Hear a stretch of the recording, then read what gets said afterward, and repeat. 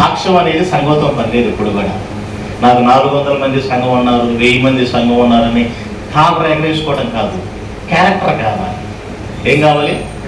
Character కావాలి. 10 మంది సంఘం ఉండి చక్కని క్యారెక్టర్ నీ ఊరిలో ఉంటే అసలు నీకంటే భక్తిపరుడు ఎవడు లేడు. అవునా కదా? 2000 మంది ఉన్నారు, క్యారెక్టర్ లేకపోతే ఉపయోగం ఉంది? వ్యర్థమే కదా.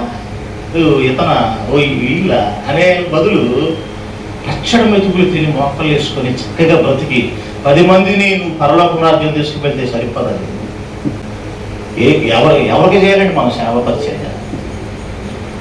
4 ఆత్మలను మనం పరలోక రాజ్యానికి తీసుకెళ్తే చాలండి. మన ప్రవర్తన ఏంటో అంతవరకే లెక్క.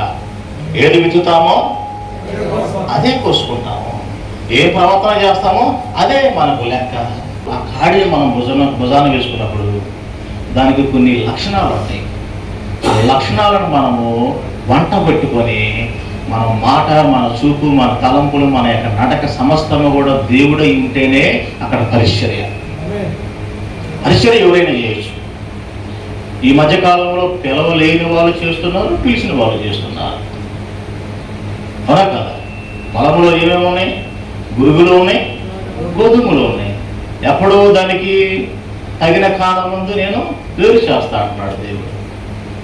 కాబట్టి వాటి మధ్యలో మనం సంచరించేటప్పుడు యుక్తముగా భక్తిగా మన భక్తిని కనపరిస్తే ఆ భక్తి అనేది అనేకులకు బంబేలు తిప్పవాలి. ఆ భక్తి అనేది ఇక్కడ మనము యేసోబు విషయంలో కూడా చూసుకున్నట్లయితే ఏమంటున్నాడు? నీవు అతని భార్య అయినందున నిన్ను తప్ప మరి దేనిని నాకు అప్పగించగా ఉండాలి. కాబట్టి నేనెట్ల ఎంత ఘోరమైన అనే పదం అక్కడ ఎందుకు వాడేది తెలుసా? ఏమండి? ఘోరమైన పదం అంటే స్త్రీ సాంగత్యం అనేది ఘోరమైనదా?